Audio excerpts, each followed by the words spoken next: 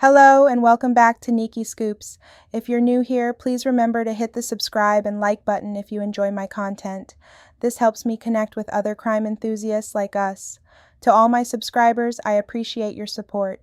Today, we're diving into a story from Yazoo City, Mississippi, where a police officer was discovered unconscious in his patrol car, clutching a meth pipe. Talk about a wild story. This is definitely one. Now let's delve into the details.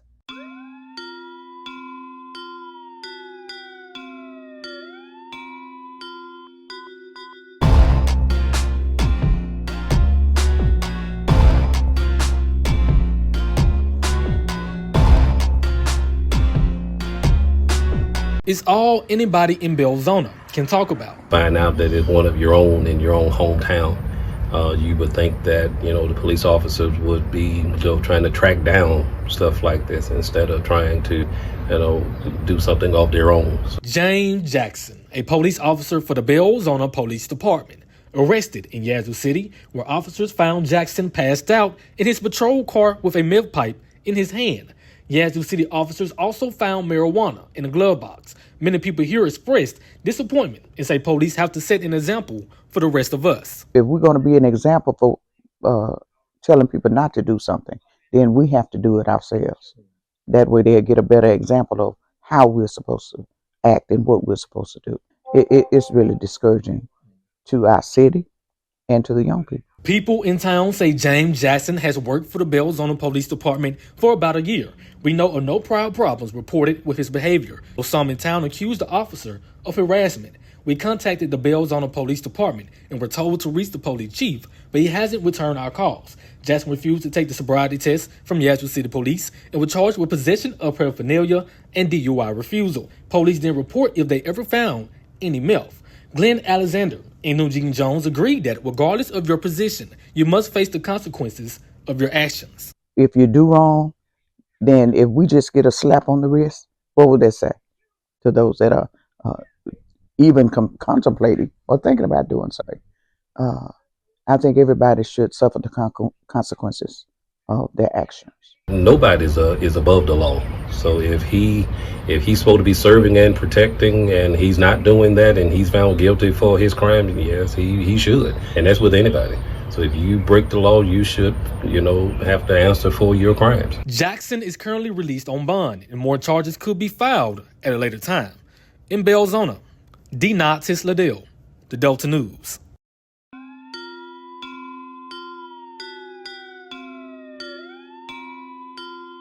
Mississippi, Yazoo City Police Department reported that officers responded to a call at 3 a.m. on Saturday regarding a car idling at a stoplight. Upon arrival, they discovered the car was a police cruiser from the Belzoni Police Department, located approximately 25 miles north. Inside the vehicle was an officer, identified as 41-year-old James Lee Jackson, who appeared to be holding a pipe commonly associated with drug use. Efforts to awaken him were initially unsuccessful. However, officers eventually roused him and removed him from the car. It was confirmed that he was holding a pipe used for consuming methamphetamine and other narcotics. Additionally, a search of his vehicle revealed a small bag of marijuana, according to the police. Jackson allegedly declined to undergo field sobriety tests or permit officers to collect blood or urine samples. He did not make any significant statements to the officers, despite reportedly showing signs of intoxication. Authorities arrested Jackson on charges of paraphernalia possession and DUI refusal. Additional charges may be pending. Following his arrest, he was taken to Yazoo City Jail and has been released on bond.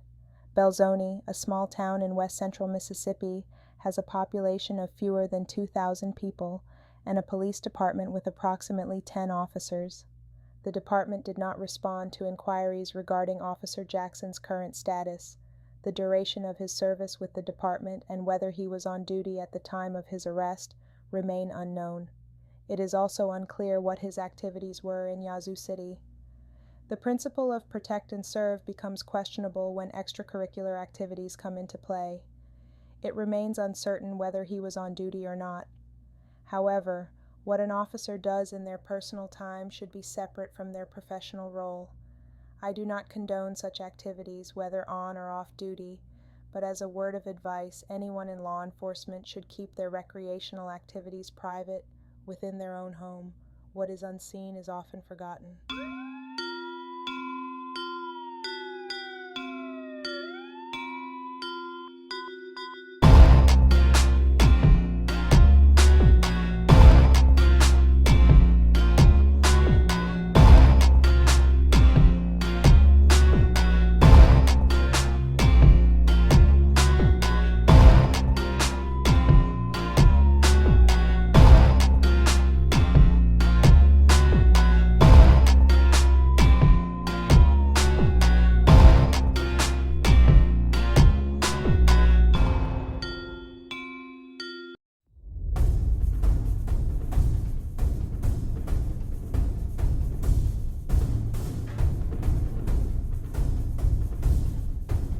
But first, we are getting our first look at the man charged with the murder in the death of a child whose remains were found in an apartment. Brian Coulter went before a judge this morning. This is new video of him just into our newsroom.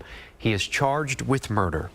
Good morning and thank you for joining us. I'm Andy Sirota. And I'm Haley Hernandez in for Lisa this morning. Coulter was supposed to appear yesterday but was on a mental health hold. As we've reported, 3 children were found abandoned in an apartment Sunday in Alief, along with their siblings' remains. Their mother, Gloria Williams, is also charged in the case. KPRC 2's Brittany Jeffers joins us live downtown with what was said in court. Brittany? Yeah, this is the first time, as you mentioned, that we have seen Brian Coulter since his arrest. And today in that courtroom, the judge formally read aloud that charge, that murder charge. And when asked if he understood, Coulter then repeated that charge as well as the sentence back to her. Now, take a look. This is video from that court appearance today. He is charged with murder in the death of that 8-year-old child whose skeletal remains were found inside of an apartment on Sunday. Now, he also today signed a legal consequences form that's part of an emergency protection order. Now, under this order, it states that he is not allowed to have any contact with any of the 3 surviving children in that home. Now, if he were to post bond, part of the bond condition states that he would be under house arrest, be required to wear an ankle monitor. He's also not allowed to have any contact with the co-defendant. That's his girlfriend and the child's mother, Gloria Williams. Now, Williams is charged with injury to a child as well as tampering with evidence. Now, his bond does remain at $1 million, and one of the chief prosecutors with the district attorney's office, Andrea Bell, tells me she believes that this was a respectable bond given the charges and believes it takes community safety into account. Still, she says this case has been very tough on everyone involved. So as one of the chief prosecutors in child fatality, this is the only type of case I deal with. I will say that this particular case is such a gross deviation from what we expect humans to behave like, that it's been very emotionally difficult and taxing on the investigators, the DA's office, and the priority should be making sure that the surviving children get all of the help that they need. Now, something else to note in this today, the presiding judge, Judge Morton, recused himself. Instead, Judge Kelly Johnson filling in. Now, I bring this up because this case will now likely be transferred to a new court and will likely impact the hearing for Gloria Williams. Now, that was supposed to take place tomorrow morning at 9 a.m., but according to the district attorney's office, this will likely be pushed back until next week. Of course, we'll continue to check in with them and keep you updated when we learn out a specific time frame. Reporting live, I'm Brittany Jeffers, KPRC 2 News. All right, thank you. We are now heading towards the South Central region, Houston, Texas. Cases like this one should serve as a cautionary tale, urging women to be cautious about who they allow into their lives as potential stepfathers. Not every man one meets is suited for this role. When the wrong person is chosen, it can result in verbal, physical, emotional, and mental abuse, which can tragically lead to death of a child, the mother, or even both. It's truly saddening that such stories exist, but in the reality of life, unfortunately, they do.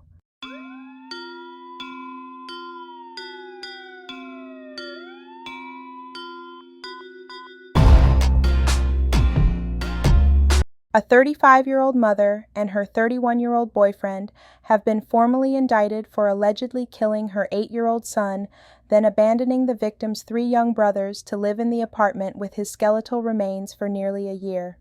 A grand jury in Harris County has issued a true bill, formally indicting Brian W. Coulter and Gloria Y. Williams for multiple felonies related to the death of Kendrick Lee and the ensuing hardships endured by his siblings.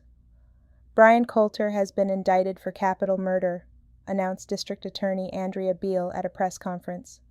This charge is for the intentional and knowing killing of a child under 10. Gloria Williams faces indictment for injury to a child causing serious bodily injury and tampering with a corpse, both of which constitute a second-degree felony. Coulter and Williams were first arrested in October 2021. Williams faces accusations of ignoring the prolonged abuse of her 4 sons by Coulter. According to investigators, it is believed that Coulter fatally beat young Kendrick around November 2020, as stated by the prosecutors. The couple then allegedly abandoned the 3 surviving boys, ages 7, 10, and 15, in their Houston apartment with Kendrick's corpse while they moved into another nearby apartment in March of 2021. Williams is accused of arranging monthly grocery deliveries to the apartment containing Kendrick's remains and her 3 surviving children, while also maintaining the lease payments on the property to elude detection. The grim reality came to light only after a 15-year-old reached out to the police in October, disclosing the deplorable living conditions and the fact that his deceased brother's body was still in the apartment. Williams reportedly was aware of Kendrick's death in November 2020, but did not come forward with the information to authorities, allegedly due to Coulter's instructions and her fear of incarceration and the potential loss of her remaining children to Child Protective Services. Because they are juveniles, were also allegedly subjected to physical abuse. One of the kids reportedly required facial reconstructive surgery.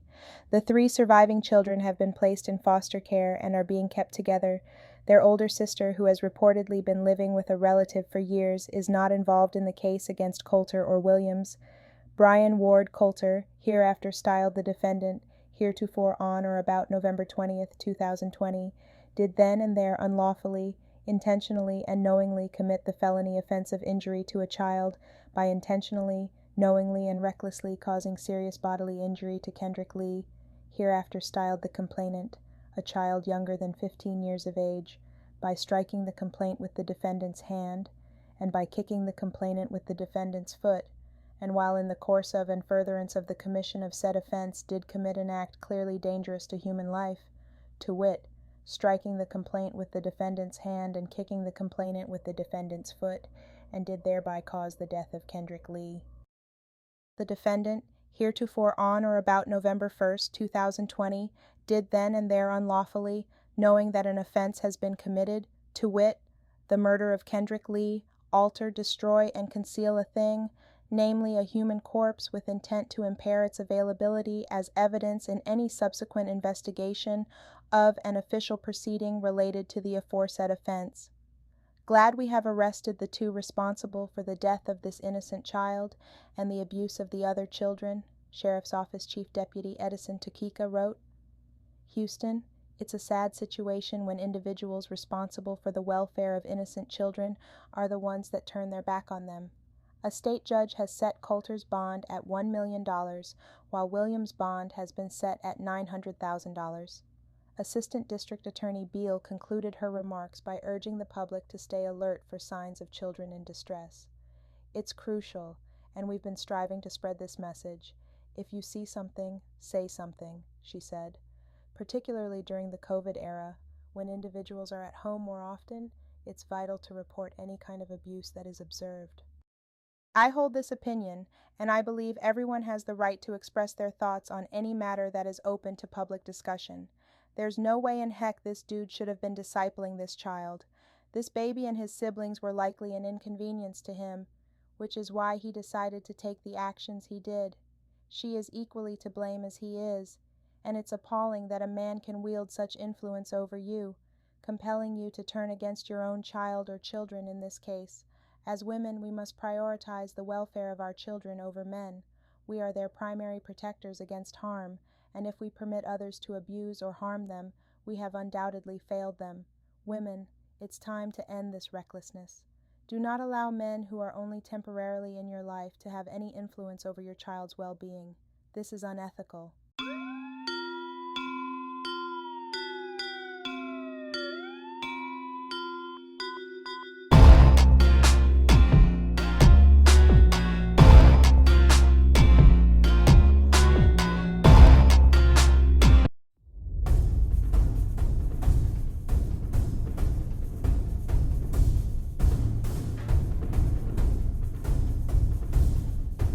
Woman in the mid-state is being held responsible after she left a group of children in a room with a gun. Her 8-year-old grandson accidentally shot himself. Our Dryden Quigley has the latest details on this tragic case. Police say Gracie Patton was in charge of watching her grandson and a group of children who were all at her home here on September 14th. Yesterday, she was arrested. Now she's being charged with criminal homicide and aggravated child neglect. Brilliant. That's what teachers said about 8-year-old Felipe Woodard, who was a student at Schwab Elementary School. They say he had great potential until last month, when according to a police report, he was dropped off at his grandma's where he was playing with a group of children.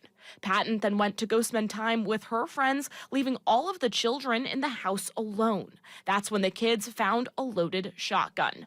Felipe was holding it when it went off. He died. His absence has left a huge hole in his classroom. This was a life, and that life mattered, and that life was important. I don't know what people are going to get out of this other than love the mess out of your children, because tomorrow is not promised. Patton told police she knew there was a shotgun in the house when she left, but she thought it was unloaded. She's being held on a $150,000 bond. She's expected in court tomorrow. In East Nashville, Dryden Quigley, WSMV4. We're heading to Nashville, Tennessee to discuss the consequences of failing to secure firearms, which has led to the tragic death of a child. This issue is not new. Numerous children have lost their lives due to an adult's negligence in securing a weapon. Children are naturally curious, so it's crucial to make responsible decisions about firearm safety, even if they are unattended for just a moment. That brief time is all it takes for a life to be lost, or for one to take another. Let's delve into this serious matter. An 8-year-old boy in Tennessee has died after accidentally shooting himself, with police attributing the tragic incident to the negligence of the child's grandmother. Gracie Patton Mims, 48, faces charges of criminal homicide and aggravated child neglect following the death of Philippa Woodard on September 14th. The Metropolitan Nashville Police Department reports that Philippi was unsupervised in Mims' home with access to a loaded firearm on the day of the incident. Mims has been identified as the adult responsible for Philippi at the time she left the North 2nd Street residence to visit friends, stated the police.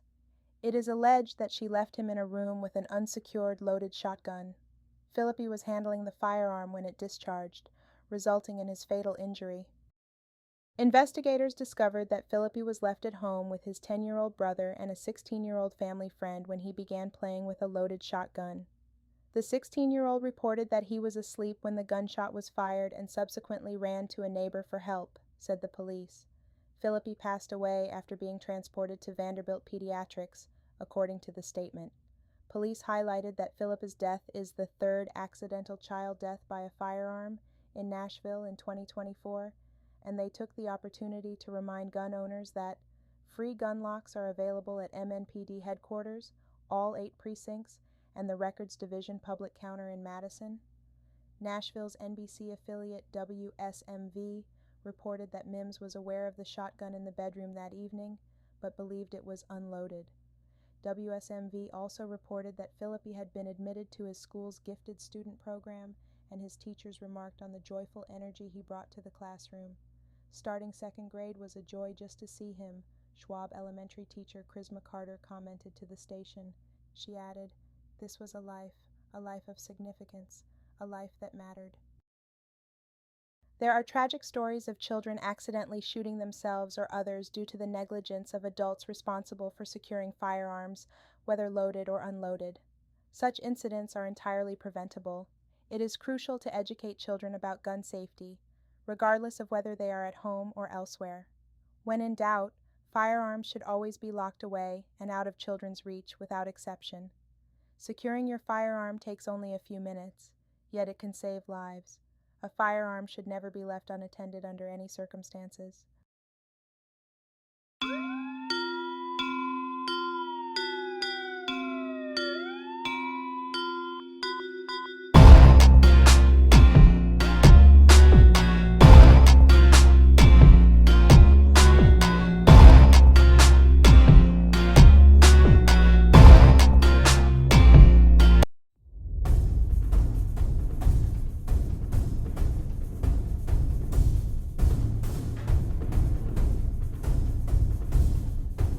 The final destination is Milwaukee, Wisconsin.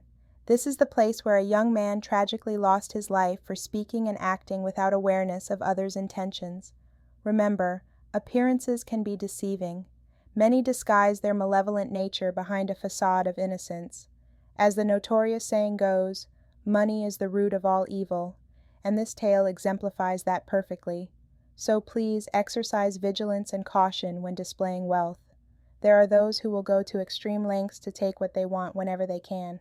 With that said, let's delve into the story.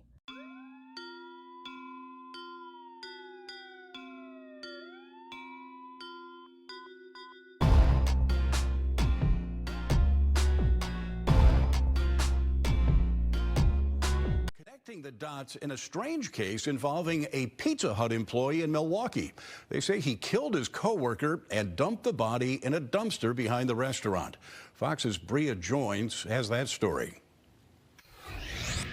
The doors of this Pizza Hut in South Milwaukee remain closed after a gruesome discovery over a week ago. The body of a longtime manager found behind a dumpster. This is a very serious offense. Now 31-year-old Kevon Ingram, who police say was also a Pizza Hut employee, is making his first court appearance. Do you understand those potential penalties, sir? Yes. He's facing multiple charges, including first-degree intentional homicide, hiding a corpse, armed robbery, and a weapons charge. Police say he killed 55-year-old Alexander Stengel on February 7th. As for a possible motive, police say Stengel had just received a $7,000 inheritance check. Evidence indicates Ingram shot the victim inside the restaurant, put the body in trash bags, then into a trash can that he dragged to the back dumpster. Officers say surveillance video also shows the crime playing out. Conduct was really bad, both in terms of the homicide itself, also in terms of trying to hide the body to avoid getting caught.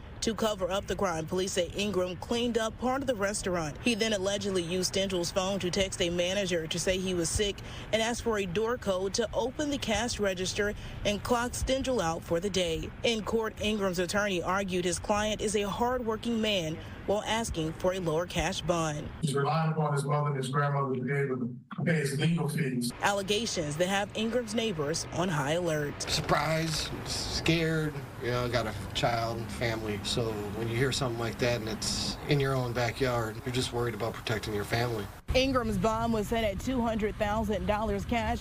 In court, he was told he could not have any contact with any Pizza Hut employees. So now reporting in South Milwaukee, Bria Jones, Fox News. On Friday, October 4th, a Milwaukee County judge sentenced Kevon Ingram to 45 years in prison and an additional 20 years of extended supervision for a homicide that occurred outside a South Milwaukee Pizza Hut. In August, Ingram entered a guilty plea to 2 out of 4 charges: first-degree reckless homicide and possession of a firearm by a felon. While the charges of hiding a corpse and armed robbery were dismissed, they were still acknowledged in the court record. The victim, 55-year-old Alexander Stengel, had been a long-serving manager at Pizza Hut, the same establishment where Ingram was employed. Court documents indicate that the motive may have been linked to Stengel's recent receipt of a $7,000 inheritance check. South Milwaukee police were called to the Pizza Hut on Chicago Avenue after a garbage truck driver said there was a garbage can behind the dumpsters that looked like it had a body in it, according to a criminal complaint. Responding to the complaint, an officer approached the dumpster and discovered a 55-gallon wheeled trash can. He saw what appeared to be a semi-transparent plastic bag over the top of the garbage can, and feet and legs sticking out of the can beneath the plastic bag. The officer noticed a pool of blood under the garbage can as well. The complaint reveals that investigators discovered what seemed to be dried blood leading from the dumpster to Pizza Hut. The trail of blood extended through a door into the restaurant's kitchen, which led the police to suspect that the victim, identified as Stengel, was murdered inside the restaurant, placed in a wheeled garbage can, and then left behind the dumpster. During a check of the victim's pockets, the complaint states officers determined the victim's wallet, keys, and cell phone appeared to be missing. The South Milwaukee Police Department, following a trail of blood from the dumpster to the restaurant, secured a search warrant for the Pizza Hut. An investigator reported that the restaurant was largely unclean, with notably greasy kitchen floors. Yet, a section of the tiled floor beyond the front counter into the kitchen was unusually clean relative to the surrounding area, according to the complaint.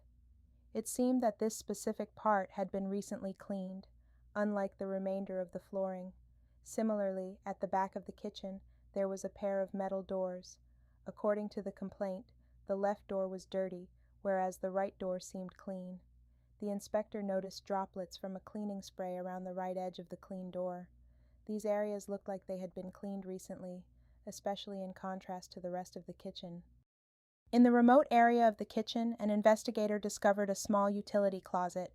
The side of the door opposite the hinges showed what seemed to be blood, according to the complaint. It underwent a phenolphthalein test and presumptively yielded a positive result for blood. Within the closet was a slop sink on the floor, which appeared to be used for mop buckets. There were several pieces of what appeared to be coagulated blood on the bottom of the slop sink. The mop in the closet had what appeared to be bloody handprints on the handle. The light switch for the closet had what appeared to be a blood smear on it. Lastly, the fabric mop head also had blood on it. The Milwaukee County Medical Examiner's Office determined the victim was shot in the head, according to the complaint. There was also soot around the wound, consistent with a contact wound to the head. Additionally, the complaint states the victim had a cut across his throat that did not appear to completely cut through the skin. The victim suffered 2 puncture wounds below the cut as well. 2 additional puncture wounds caused by blunt force trauma were found on the victim's head, causing a skull fracture. The medical examiner deemed the manner of death was homicide. Police investigators reviewed security footage from a Taco Bell north of Pizza Hut, which captured the area leading to the dumpsters.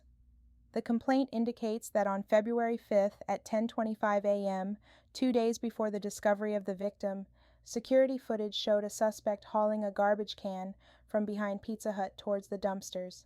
The suspect seemed to struggle with the garbage can, suggesting it held a heavy object. The garbage can in the video matched the one where the victim's body was later found. Additionally, the route taken by the suspect aligned with the trail of blood droplets observed by investigators at the scene, according to police. At 10:26 a.m., the suspect wearing black clothing can be seen returning to the area of Pizza Hut from the area of the dumpster crib. The suspect is no longer dragging a garbage can. The complainant states that this is consistent with this suspect dragging the can containing the victim's body to the crib and leaving it there before returning to the Pizza Hut. The investigator reviewed the Taco Bell security footage, which monitored the area from when the can holding the victim's body was moved to the dumpster enclosure on February 5th until the police arrived on February 7th. The video does not show anyone else moving the garbage can to or from the enclosure at any time. The regional manager of Pizza Hut stated that Stengel had been a long-term employee and sent multiple computer records to the South Milwaukee Police Department. The complaint details that computer records indicated the victim clocked in at the Pizza Hut at 9:30 a.m. on February 5th and prepared the register at 9:56 a.m. Subsequently, the records revealed that the register was opened at 10:09 a.m., an action the regional manager noted as unusual, given that there was no sale to necessitate opening the register. The regional manager noted that, according to the computer records, the victim clocked out at 10:50 a.m., as stated in the complaint. This was approximately 25 minutes after the suspect was observed pulling the garbage can from the Pizza Hut to the dumpster. Investigators concluded that after the victim was killed, the suspect logged him out of the Pizza Hut computer and concealed his body in a garbage can near the dumpster. According to the complaint, this action suggested the suspect's familiarity with the Pizza Hut computer and time management systems, reinforcing the belief that the suspect was an employee. In addition to the Taco Bell surveillance footage, South Milwaukee police examined security videos from a Milwaukee County Transit bus. The footage revealed the bus stopping near Chicago and College Avenues. According to the complaint, the individual suspected of abandoning the garbage can by the dumpster was observed heading towards that bus stop. Around 11:05 a.m., which aligns with the time the suspect was observed departing from Pizza Hut, the individual proceeded to the bus stop, boarded the bus, and took a seat in the second row behind the rear door on the passenger side. The investigators recorded the suspect's attire and noted that he retrieved a cell phone from his pocket. The complaint notes that at 11:07 a.m., the suspect was observed apparently looking at a phone and sending a text message. This timing aligns with the moment a text was sent from the victim's phone to the general manager. The suspect remained on the bus until 11:45 a.m. and disembarked near Water and Juneau in downtown Milwaukee. Utilizing MCTS footage and other videos, police endeavored to trace the suspect's route to Pizza Hut on February 5th. Upon examining security footage from a Wendy's on Chicago Avenue, they discovered a camera with a direct view of the bus stop at Chicago and Badger Avenues. This camera recorded an MCTS bus arriving at approximately 8:26 a.m. The footage captured the suspect, attired identically to previous videos, proceeding from the bus stop towards Pizza Hut. A South Milwaukee police officer, reviewing MCTS bus footage, observed the same individual in identical apparel boarding a bus near Holton and North at about 7:44 a.m. on the same day. However, the suspect was not wearing a mask at this time, unlike in subsequent footage. Pizza Hut management, upon viewing a still image of the individual, recognized the suspect as Ingram. The South Milwaukee police acquired the cell phone numbers of both Ingram and Stengel from Pizza Hut's employee records.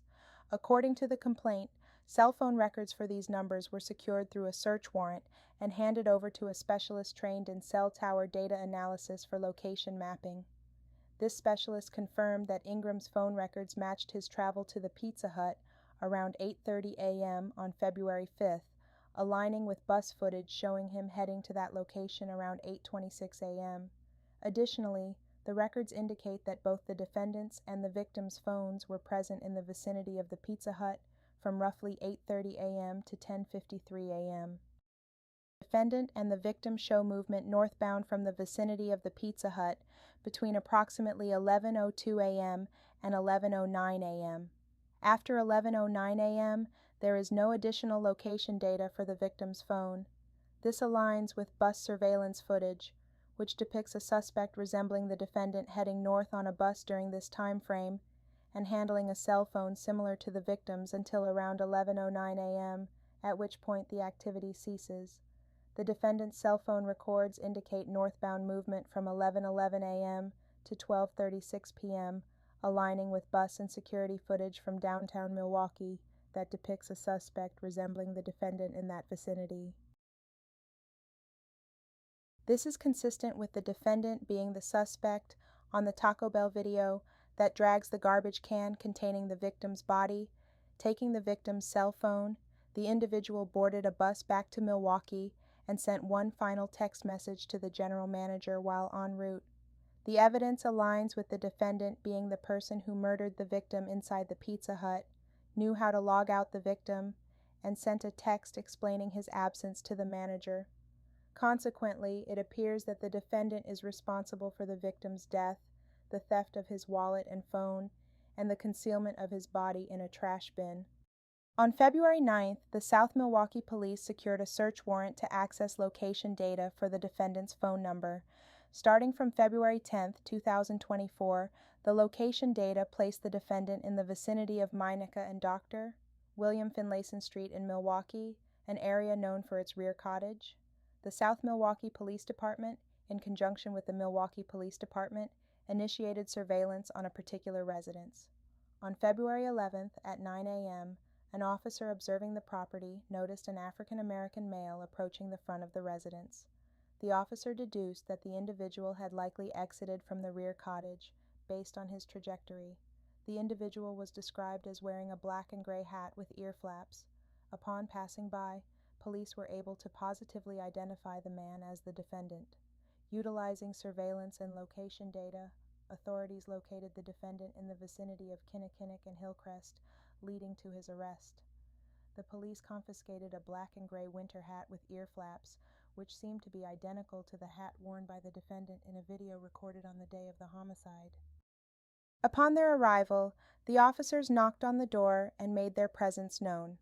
The defendant's girlfriend and her daughter came to the door.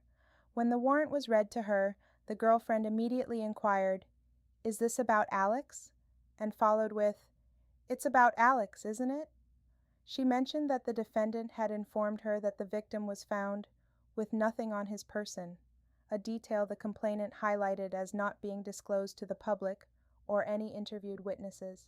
Subsequently, she was presented with a still image of the suspect departing Pizza Hut on a bus post-homicide and recognized the suspect as the defendant, also identifying the clothing, hat, and backpack as the defendant's possessions.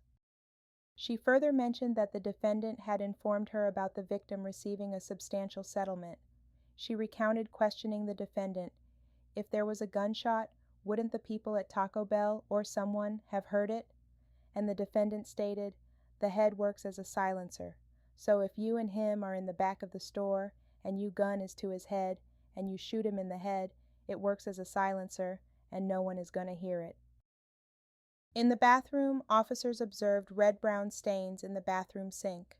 Also in the bathroom, officers recovered a white towel with red-brown stains on it believed to be blood. In the bedroom, officers recovered a pillowcase that had what appeared to be a blood stain on it. In the living room of the defendant's residence, a red and black backpack that contained a Taurus G 2C 9mm handgun containing 3 unfired FMJ 9mm cartridges was recovered. In that same backpack was a check from Pizza Hut in the name of the defendant.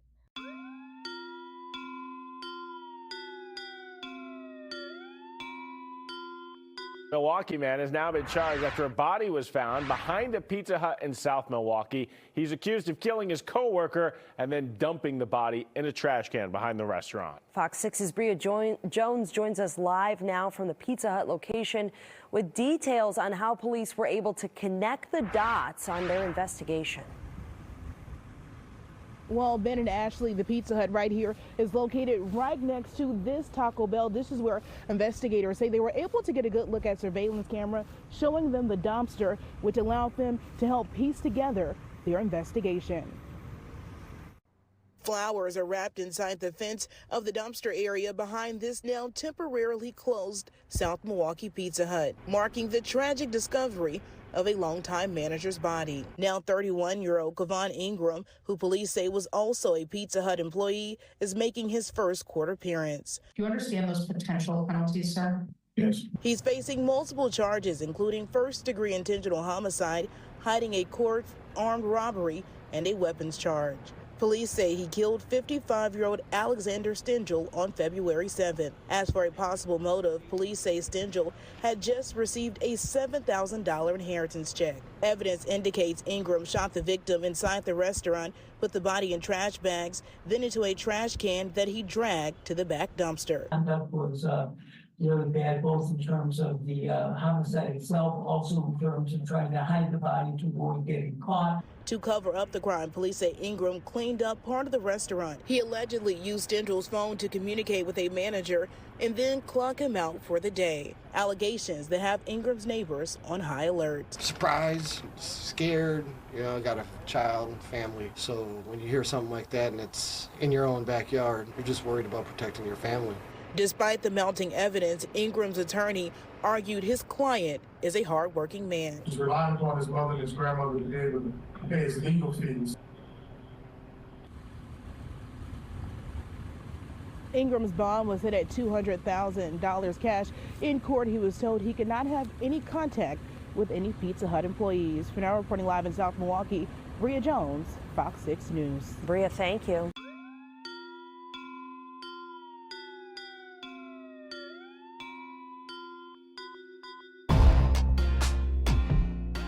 Thank you for watching until the end of my video. Your loyalty as a viewer is greatly appreciated. Please take a moment to share your thoughts in the comment section below on any of these videos. I enjoy interacting with my audience, so don't hesitate to leave a comment. I'd love to hear from you. See ya in the next video.